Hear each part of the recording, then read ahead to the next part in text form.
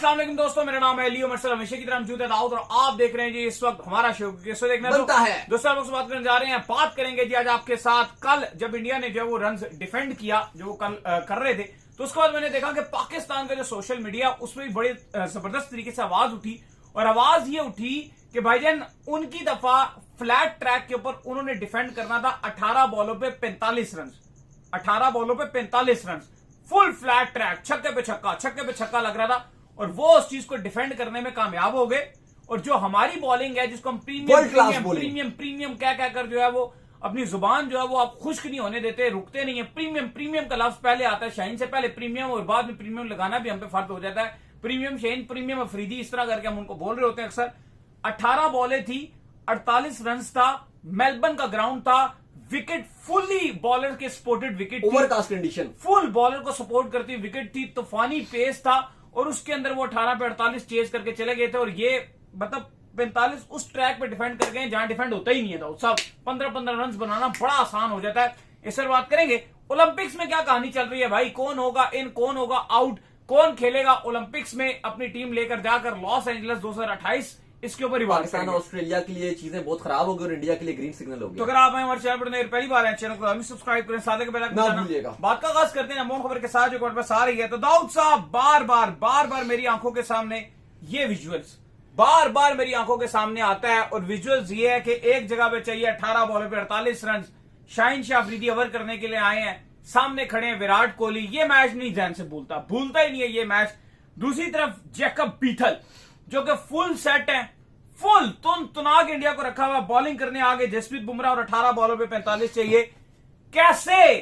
कैसे डिफेंड हो गया ये 18 बॉलों पे 45 और वो कैसे डिफेंड नहीं हो सका 18 बॉलों पे 48? देखिए फर्क अगर आप देखते हो वहां पॉसिबल कप्तानी की अगर आप बात करो और अगर आप दोनों तरफ अगर आप देखो, एक तरफ वहां पे हमारे बाबर आजम थे, प्रीमियम फास्ट बॉलर थे, एक सिर्फ शाहीन नहीं, हारिस रऊफ, नसीम शाह, एक जिसे कहते हैं प्रॉपर फास्ट बॉलिंग की आपके पास एक वो चीज थी जिसको कहा जाता है कि हम बहुत बात करते थे कि हमारी best fast bowling in the world है, हमारे से ज्यादा प्रीमियम फास्ट बॉलिंग नहीं है। और हमने कल देखा इंग्लैंड और इंडिया का सेमीफाइनल, वो विकेट जहां पे 250 प्लस बन रहे हैं, खूब फ्लैट विकेट है, हल्का फुल्का बाद में ड्यू भी आ रहा है, ग्राउंड भी छोटा है, एमसीजी का बड़ा ग्राउंड, ये ग्राउंड भी छोटा। फिर अगर हम बात करो इंग्लिश टीम के पास आईपीएल खेलने का भी एक्सपीरियंस, प्रॉपर उनकी जो आई थी वो बैठी हुई थी, फ्लैट वंखेड़े का स्टेडियम। लेकिन हमने देखा कि जसप्रीत बुमराह ने साबित किया, प्लस हम जसप्रीत बुमराह की बहुत बात करते हैं, हार्दिक पांड्या भी तो वहां पे बॉलिंग कर रहे थे, अर्शदीप सिंह भी तो वहां बॉलिंग कर रहे थे, इवन आखिरी ओवर तो शिवम दुबे को भी पकड़ा दिया उन्होंने। मतलब हम ये कहते हैं कि हमारी बॉलिंग बहुत अच्छी है, लेकिन अगर हम क्या था सुने, शाहीन शाह अफरीदी हमारे पास था, नसीम शाह हमारे पास था, हारिस रऊफ हमारे पास था, उनके पास फास्ट बॉलिंग में क्या था जो डिफेंड करके कामयाब हो गए? बुमराह, हार्दिक और शिवम दुबे। ये 3 ओवर उनके थे और 3 ओवर हमारे देख लें। तो आप ये देखो कि फर्क कितना ज्यादा है। हमारा चलो एक नवाज ने डाल दिया आखिरी ओवर, लेकिन बॉलिंग तो फिर भी हमारे पास ये प्रीमियम बॉलिंग। आप हकीकत तौर पे हम बेशक ये कहते रहती हैं और बहुत अरसे से कह रहे हैं जी पाकिस्तान की बॉलिंग बहुत अच्छी है, पाकिस्तान की बॉलिंग बहुत अच्छी है, पर आपको ये नहीं भूलना चाहिए कि हर बड़े मैच में पाकिस्तान के बॉलर्स ने आपको लेट डाउन किया। 2021 का T20 वर्ल्ड कप का सेमीफाइनल ऑस्ट्रेलिया ने हारा हुआ मैच आपकी बॉलिंग के जबड़ों से जीत लिया। ये एमसीजी वाला मैच विराट कोहली का डिफरेंस था, उसने हारा हुआ मैच इंडिया को जितवा दिया। फिर आप बात करते हो इवन इंग्लैंड का फाइनल भी एक टाइम पर आपने पकड़ लिया था 2022 में, वो भी आपके हाथ से निकल गया। 2023 में आपके बॉलर्स ने इतने मैच आपको हरवा दिए, 2024 में, 25 में, 26 में, कब बात आप करो, कितने बार आप बात करोगे, कितने पिछले 6 साल से आपकी बॉलिंग लगातार आपको हराए पे हराए जा रही है। और वहां पर जसप्रीत बुमराह इंडिया को लगातार बैक टू बैक ना सिर्फ मैचेस जितवा रहे हैं, बल्कि इंडिया आईसीसी इवेंट में कमाल कर रहा है, इंडिया के बॉलर्स उनको मैच जितवा रहे हैं। 2024 में अली साहब एक टाइम पर क्लासन ने जब बल्ला सीधा कर लिया था, इंडिया फ्रॉम नोवेयर था, वर्ल्ड कप से बाहर था, फाइनल गए हो तो फाइनल साउथ अफ्रीका का था भाई वो, लेकिन वहां से क्या हुआ, बॉलिंग, वो एक कैच से पहले भी अगर आप देखो जिस तरह से बुमराह ने बॉलिंग की, हार्दिक पांड्या ने ब्रेक थ्रू दिलवाए, फिर उसके बाद अर्शदीप ने बॉलिंग की और बीच में सूर्या का चलो कैच तो आया ही है।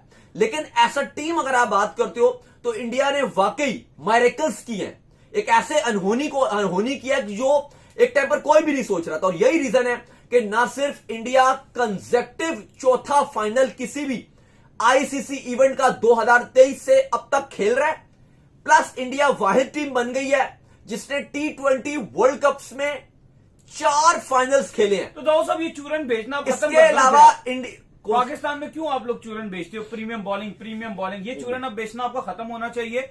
आपको अपने सारे खत्म हो गया, बॉलर को बाहर करो, खत्म हो गया। अब आपने अभी भी दोबारा वही प्रीमियम बॉलर रखे हुए। बात तो ये है कि अभी तक आप दोबारा बांग्लादेश जा रहे हो, वही उठा के लेके जा रहे हो, कल से वही शहनशाह अफरीदी, वही आरिफ रऊफ। आप लिटरली ये आप देखिए, अगर पाकिस्तान का ट्विटर और इंस्टाग्राम और अगर आप फेसबुक खोलो, पाकिस्तान के जो फैंस हैं वो शाहीन शाह अफरीदी को ट्रोल कर रहे हैं और बात कर रहे हैं कि भाई बुमराह ने अगर एक अचीवमेंट नहीं हासिल की तो वो एक ये नहीं की कि आखिरी ओवर में 28 रन नहीं बचाया। मतलब वो सार्किज्म वे में पाकिस्तान में ये बातें चल रही हैं। भाईजान वो तो 28 उस दिन बन जाता अगर वो वाइड ना होता। वही तो बात की जा रही है कि शाहीन ने तो मरा के वो 28 बचाया था। अब आप देखो ना, इंडिया ने अब क्योंकि कंसेक्टिव 2 फाइनल खेल रहे हैं किसी भी T20 वर्ल्ड कप के, और इससे पहले ये पाकिस्तान और श्रीलंका के पास ये अचीवमेंट थी। श्रीलंका ने 2012 और 2014 का कंसेक्टिव 2 फाइनल्स खेले हैं। पहला वो हार गए थे, फिर अगला वो जीत गए थे। फिर अगर आप पाकिस्तान की बात करो, 2007 और 2009 कंसेक्टिव 2 फाइनल खेले। 2007 का फाइनल पाकिस्तान इंडिया से हार गया। फिर 2009 में 8 में तो कुछ हुआ नहीं था। 2009 में पाकिस्तान ने इंग्लैंड में था श्रीलंका को हरा दिया था फाइनल, और पाकिस्तान वो उसके बाद कंसेक्टिव 2 फाइनल खेला और सेकंड में जीत गया। इंडिया का ये था 24 का ये जीत गए फिनाले, अब 26 में फिर ये फाइनल में आ गए। अब देखना पड़ेगा कि हिस्ट्री क्या कहती है, क्या न्यूजीलैंड का साथ देगी हिस्ट्री, न्यूजीलैंड क्या पहली बार वर्ल्ड कप का फाइनल उठा सकेगा। लेकिन अली साहब, हकीकत बात यह है कि हमारी फास्ट बॉलिंग और हमारी बॉलिंग ने हमें लेट डाउन किया। कल हम बात कर रहे थे, वसीम अकरम की भी ये बात कर रहे थे कि उन्होंने भी ये बात बोली थी कि पाकिस्तान के जो बॉलर्स हैं वो उनको मैच नहीं जितवाते।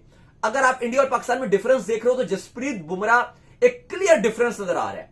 बुमराह फिर फील्डिंग का भी एक बहुत बड़ा अमल दखल है। क्या हमारे फील्डर ऐसे कैचेस पकड़ते हैं जैसे कल अक्षर पटेल ने पकड़े? अक्षर पटेल ने वो जो एंड में कैच विल जैक्स का पकड़ा, जो शिवम दुबे को दे दिया कि पकड़ ले भाई और जा, मैच हमारे हाथ में आ गया। फिर उसके बाद सूर्य ने कप्तानी बिल्कुल, और उसके अलावा भी वो बहुत अच्छी उन्होंने कैचिंग वो कर रहे हैं। सूर्य कुमार यादव ने 2024 में कैच कैसा पकड़, 2024 में कैच कैच नहीं गेम चेंज कर। बिल्कुल, मैं स्टिल मानता हूं कि ये जो इवन 2024 का जो फाइनल इंडिया उस कैच की वजह से जीता, और जो सेमीफाइनल भी वो अक्षर पटेल के कैचों की वजह से जीता है। Exactly. ये आप देख लो। लेकिन अली साहब, जसप्रीत बुमराह के भी अगर आप देखो, जिस तरह वो ओवर डाल रहे थे, एक खौफ मैंने महसूस किया कि ना इंग्लैंड उस पर स्ट्राइक ही नहीं कर पा रहा, कि मैं स्ट्राइक ही नहीं कर पाऊंगा। उस सिंगल के अलावा बुमराह में सोच ही नहीं सकते। इवन इससे या तो डॉट अच्छा लगाया था, 17वें ओवर से पहले ओवर उन्होंने डाला तो उसमें 11-12 रन आए थे बुमराह के ओवर में, 2 चौके भी आए थे वो। अच्छा, बुमराह का क्या, वो कहते हैं कि हाँ अगर वो टांग शांग में बॉल डालेगा तो चलो हम टांग से बॉल को मार देंगे, लेकिन सामने वो बुमराह को मारने की हिम्मत नहीं कर रहे थे। बिल्कुल ही कह रहे थे सामने हम नहीं मार सकते, एलबी हो जाएंगे, बोल्ड हो जाएंगे। अगर वो हमें एक रूम मिल रहा है प्रॉपर टांग में मिल रहे तो चलो बॉल को खाली बल्ले से मिला दे तो निकल जाए पीछे, कोई फील्डर क्रॉस करके 2 मिल जाए, चौका मिल जाए, वो अलग बात है। सामने नहीं बुमराह को मारेंगे, सामने से चांस नहीं लेंगे, क्योंकि वो उनको डर था कि हल्का सा भी उसका हमें ना पेस जज होगा ना उसकी स्पीड जज होगी। मतलब हकीकत तौर पे यार बुमराह को देख के वाकई एक लगता है कि यार वो एक इस तरह का बॉलर है इस वर्ल्ड क्रिकेट में, एक ऐसा वेन्यू। आप बात कर रहे हो वानखेड़े और एमसीजी, मतलब आप फर्क देखो ना कि वानखेड़े जैसा फ्लैटेस्ट विकेट और वहां पे बुमराह को 250 वाले मैदान में, जहां पे दूसरी टीम ने 250 बनाया और इंग्लैंड चेस के लिए जा रहा है 250, उस वेन्यू पे जहां पे एक और प्रीमियम बॉलर भी खेल रहा था, जोफ्रा आर्चर, जिन्होंने T20 वर्ल्ड कप की हिस्ट्री में सिंगल एडिशन मैच में सबसे ज्यादा छक्के खाने का रिकॉर्ड बराबर किया है अपने ही साथी स्टूअर्ट ब्रॉड, जिनको युवराज ने 6 छक्के मारे थे एक ओवर में 2007 के वर्ल्ड कप में, और एक और छक्का खाया था। टोटल 7 छक्के खाए थे उन्होंने उस मैच में। तो भाई कल जोफ्रा ने भी पूरे 7 छक्के खाए हैं। यही बात है। तिल्लाकर ने जो आखिरी ओवर में उनका तहस नहस करके रख दिया। तो बात यह अली साहब के इंडिया की तरफ से जिस तरह से बुमराह ने बॉलिंग उस विकेट पे की, वो वाकई काबिले तारीफ थी। और ऐसा बॉलर अगर आपके पास हो तो वाकई आप अनस्टॉपेबल हो जाते हो किसी भी वर्ल्ड कप और बड़े इवेंट्स में। वानखेड़े में यार मतलब अनबिलीवेबल है यार, ऐसे वेन्यू पे जहां पे रन्स बैटर का हेवन बना हुआ है। जो दूसरा बॉलर है, दूसरी टीम का प्रीमियम बॉलर है जोफ्रा, वो 7 छक्के खा रहा है। अगर आप देखो रन्स के अंबार लग गए हैं, छक्के चौके बाउंड्रीज लग रही हैं, लेकिन वहां पे आप देखो कि बुमराह ने किस तरह से बॉलिंग की। और वो जो 18 गेंदों पे 45 था, वहां पे एमसीजी में 18 गेंदों पे 48 था, और यहां पे 18 गेंदों पे 45 था, 45। और वहां पे ये डिफेंड करने में इंडिया कामयाब रहा। प्लस अली साहब ना सिर्फ ये यार खेड़े में मतलब जो फुल ट्रैक है, ना सिर्फ ये कामयाबी रही है बल्कि आईसीसी वर्ल्ड कप की हिस्ट्री भी एक बहुत बड़ी रही है कल।